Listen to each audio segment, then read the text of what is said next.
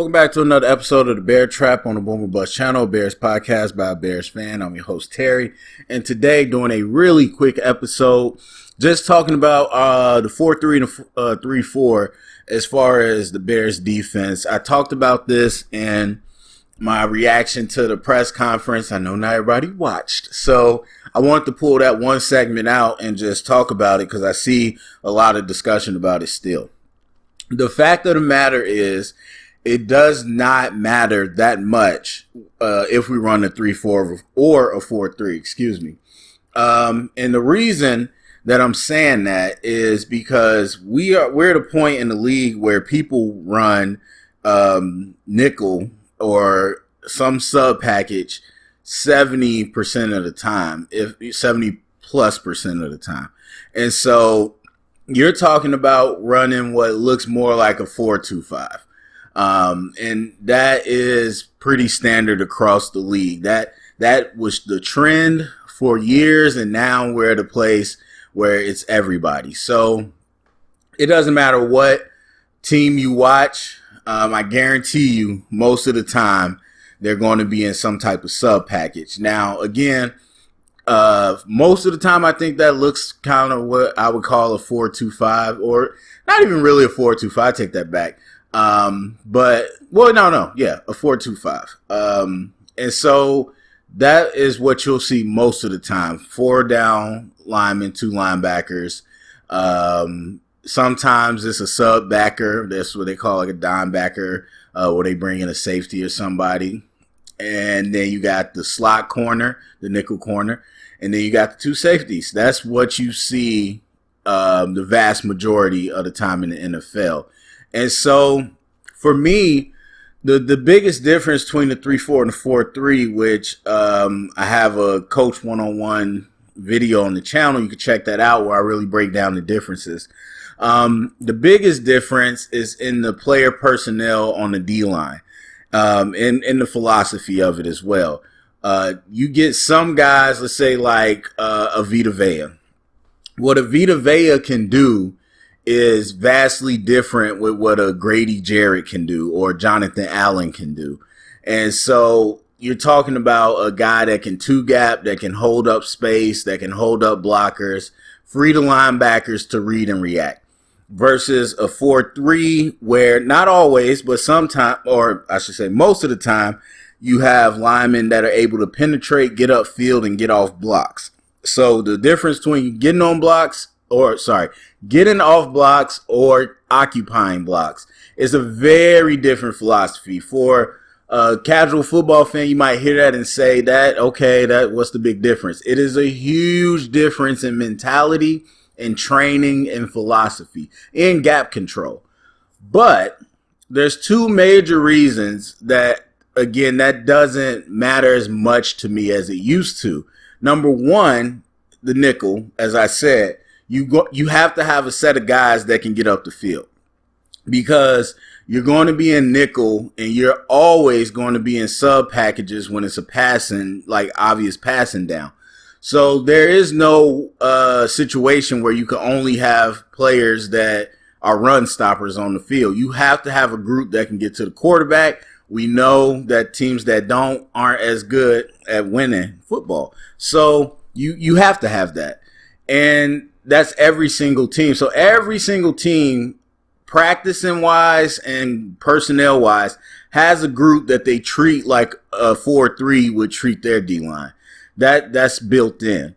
The second thing is what the defenses are doing with their personnel groupings has gotten, I wouldn't say advanced, but a lot more efficient. Part of that is the rules as well. You can't, when you sub, you have to wait for the defense to sub and all that stuff.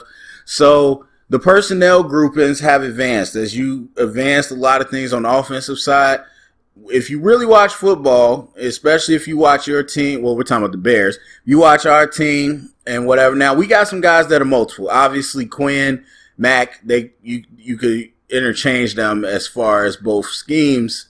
And so you'll see those 2 come on and off. Keem Hicks is a guy that can do it, but, you see Eddie Goldman being rotated out. Bilal Nichols was a guy that's kind of in between. So you'll see that the NFL has really advanced with their personnel groupings and the way they move them in and out. They get very specific situations for very specific players. So with that, it to me, again, when you were a primary 3-4 team, you got a certain type of player. And especially on the D-line and linebackers as well, because, again, as a even front, you get to read a little more as far as the linebacker. But as a even front, again, you got a certain type of player. Nowadays, you have to have those players for the nickel package, but also you can really just construct your roster for those very specific situations. And especially with the D-line, because D-line have gotten good. The average D-line right now, D-lineman, is probably 5 times better than the average D-line was 10 years ago. The same can't be said for offensive line and all that. This is one position where they're just getting stronger, faster, quicker, better. And so you see teams that have a lot of defensive linemen. They rotate in and out pretty quickly. They keep them fresh. That was the thing that became cool, I would say, in the mid 2000s, like rotating them to keep them fresh. You remember the Giants had the NASCAR package, like this package of D-line that started to become. It wasn't always a thing. It used to be kind of like a pitcher, where you had pitchers that prided themselves on pitching the whole game. That's how D-line used to be. That's how I was in high school. That's how I grew up. All the people I looked up to. I'm playing the whole game. And then we got to a point where it was like, let's rotate these guys. Let's invest more in D-line. Let's keep them fresh. Let's bring in different packages. And now we got packages fit for specific situations. So basically, if we were to build a roster with the people we have or through the draft, and we say, okay, we got 3 guys that are great at eating up space, and we're going to bring them in on X situation, because with analytics, they got them all the time, especially against certain teams. Let's say we're playing the Colts, and we're like, look, if it's second and less than 5, we're bringing in this person and this person each time. We're running these 2 formations. Okay, that's one thing. And then with nickel, we bring in these guys, like blah, blah, blah. So I really don't feel like any team has one type of D-line. Obviously, you want somebody that's a elite pass rusher. Elite pass rushers can, not even elite, just top tier pass rushers. They can come off the edge. They can stand up. They put their hand in the dirt. You could twist, stunt. They get to the quarterback. And so having that is, a must. But then the rest of the D-line configuration, you can kind of do what you need to do, and I think it'll still be okay. So to me, again, the base defense, you're not in that a whole lot. And the philosophies are very different, but you're not in it a whole lot. Very rarely. And so I don't think the impact on the game is nowhere near what it used to be. So I don't think what you run matters. And honestly, I wouldn't even say I don't think. Because I haven't been to a coaching clinic in a minute.